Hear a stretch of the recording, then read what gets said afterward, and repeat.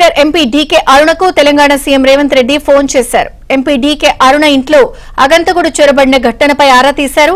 ఈ సందర్భంగా ఘటన జరిగిన తీరు, తన అనుమానాలను డీకే అరుణ రేవంత్ రెడ్డి దృష్టికి తీసుకొచ్చారు. భద్రత పెంచుతామని డీకే అరుణకు సీఎం హామీ ఇచ్చారు. డీకే అరుణ ఇంటి దగ్గర భద్రత పెంచడంతో పాటు ఘటనపై దర్యాప్తు వేగవంతం చేయాలని పోలీసులను రేవంత్ రెడ్డి ఆదేశించారు.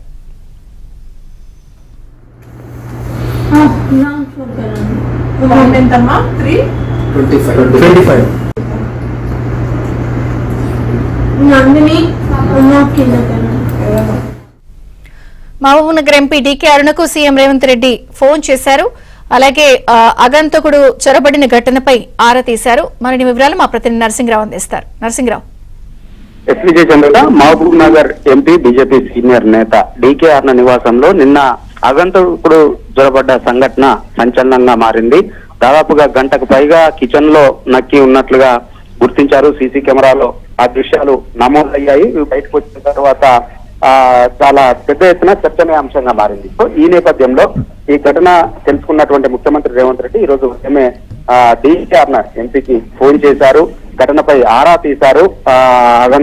అగంతకుడు చొరబడ్డటువంటి ఘటనపైన ఆరా తీశారు. ఇంట్లో ఇంకేమైనా వస్తువులు పోయాయనేటువంటి విషయాలపైన కూడా ఆయన ఆరా తీశారు. జరిగినటువంటి ఘటన పైన వివరాలు వివరించారు డీకే అరుణ ముఖ్యమంత్రి రేవంత్ రెడ్డికి. సో ఈ సందర్భంగా రేవంత్ రెడ్డి కట్టుదిట్టమైనటువంటి భద్రతా ఏర్పాట్లు చేస్తామని చెప్పి భరోసా ఇచ్చారు, హామీ ఇచ్చారు డీకే అరుణకి. అదేవిధంగా పోలీస్ అధికారులకు కూడా ఆదేశించారు అవసరమైనటువంటి చర్యలు తీసుకోమని.